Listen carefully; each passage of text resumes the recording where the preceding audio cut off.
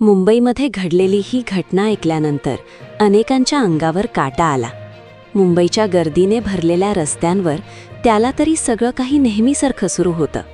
लोकांची वर्दळ, गाड्यांचे आवाज आणि चमचमणारे दिवे. पण त्या गर्दीच्या मागे एका हॉटेलच्या छोट्याशा खोलीमध्ये काहीतरी असं घडत होतं ज्याची कल्पना बाहेरच्या कुणालाही नव्हती. एक व्यक्ती आणि अल्पवयीन मुलगी शांतपणे त्या हॉटेलमध्ये प्रवेश करतात. रिसेप्शनवर काही औपचारिकता पूर्ण होतात आणि काही मिनिटात दोघे वरच्या मजल्यावर निघून जातात. हॉटेलमधील कर्मचाऱ्यांना सुरुवातीला काही संशय आला नाही, कारण अशा प्रकारे लोक येणं जाणं तिथे नवीन नव्हतं. पण त्या मुलीच्या चेहऱ्यावर एक विचित्र भीती दिसत होती. ती सतत आजूबाजूला पाहत होती, जणू कुणीतरी ओळखीचा दिसेल या भीतीने ती अस्वस्थ होती. मात्र तिच्यासोबत असलेला व्यक्ती पूर्णपणे शांत होता. तो सतत फोनवर कुणाशी तरी बोलत होता आणि मुलीला घाई करण्यास सांगत होता. खोलीमध्ये गेल्यानंतर काही वेळ शांतता होती. बाहेरच्या कॉरिडॉरमध्ये फक्त एसीचा आवाज ऐकू येत होता. पण काही मिनिटांनी खोलीतून हालचालींचे आवाज सुरू झाले. त्यानंतर अचानक काहीतरी वेगळं घडलं. आत असलेल्या व्यक्तीची प्रकृती अचानक बिघडू लागली. सुरुवातीला त्या मुलीला वाटलं कदाचित थोड्या वेळात सगळं ठीक होईल, पण काही सेकंदात परिस्थिती पूर्णपणे बदलली. त्या व्यक्तीचा श्वास वेगाने वाढू लागला. तो घाबरल्यासारखा इकडे तिकडे पाहू लागला. त्याच्या हातातून काही गोळ्यांची पॅकेट पडली होती. मुलगी पूर्णपणे घाबरली होती. ती काय करावं समजू शकत नव्हती. खोलीत तणावाचं वातावरण निर्माण झालं होतं. बाहेर मात्र अजूनही सर्व काही शांत होतं. काही क्षणानंतर अचानक मोठा आवाज झाला. खोलीत काहीतरी पडल्याचा आवाज ऐकून जवळच्या कर्मचाऱ्यांना संशय आला, पण आतून कुणीही दार उघडत नव्हतं. तेवढ्यात अचानक दार उघडलं आणि ती अल्पवयीन मुलगी बाहेर रडत रडत आली. तिच्या चेहऱ्यावर प्रचंड भीती होती. ती काहीच बोलू शकत नव्हती, फक्त हाताने खोलीकडे इशारा करत होती. हॉटेलमधील कर्मचारी लगेच धावत खोलीकडे गेले. आतलं दृश्य पाहून काही क्षण तेही हादरून गेले. खोलीमध्ये ती व्यक्ती बेशुद्ध अवस्थेत पडलेली होती. बाजूला पाण्याच्या बाटल्या, काही औषधांच्या पट्ट्या आणि अस्ताव्यस्त पडलेलं सामान दिसत होतं. परिस्थिती पाहताच तातडीने पोलिसांना आणि रुग्णवाहिकेला फोन करण्यात आला. मुंबई पोलीस घटनास्थळी पोहोचले तेव्हा हॉटेलमध्ये मोठी खळबळ उडाली. लोकांच्या गर्दीने बाहेरचा परिसर भरून गेला. पोलिसांनी तात्काळ खोली सील केली आणि तपास सुरू केला. त्या मुलीची अवस्था इतकी वाईट झाली होती की ती नीट बोलू शकत नव्हती.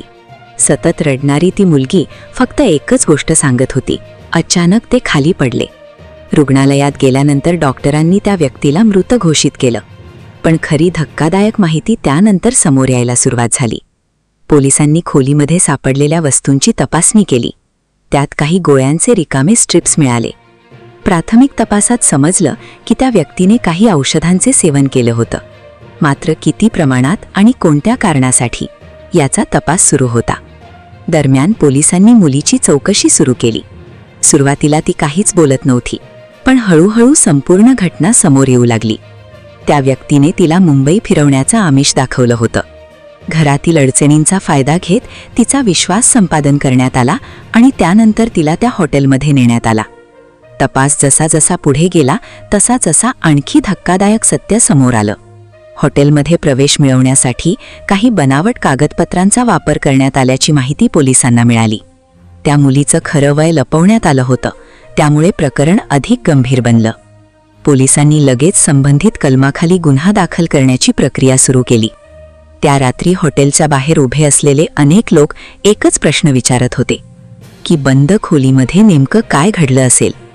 काहींना वाटत होतं की हा साधा मृत्यू नाही, तर काही जण औषधांच्या अतिसेवनामुळे प्रकृती बिघडल्याचा अंदाज लावत होते.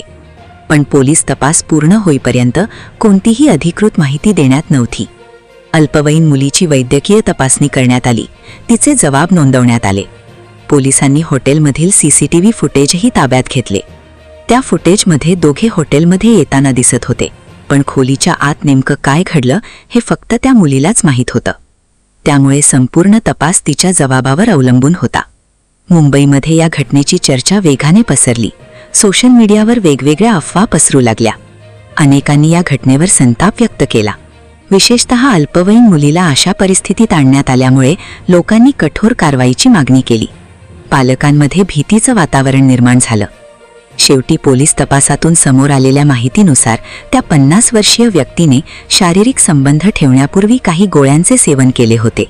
त्यानंतर अचानक त्याची प्रकृती बिघडली आणि शारीरिक संबंध सुरू असतानाच त्याचा मृत्यू झाला.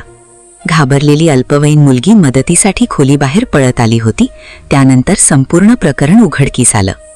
मुंबईतील ही घटना अनेकांसाठी मोठा धक्का ठरली. एका चुकीच्या निर्णयामुळे एका व्यक्तीचा जीव गेला आणि एका अल्पवयीन मुलीचं आयुष्यही भीतीच्या सावटाखाली गेलं. त्यामुळेच पालकांनी आपल्या मुलांवर लक्ष ठेवणं, त्यांना योग्य मार्गदर्शन करणं आणि अशा प्रकरणांपासून सावध राहणं अत्यंत महत्त्वाचं आहे.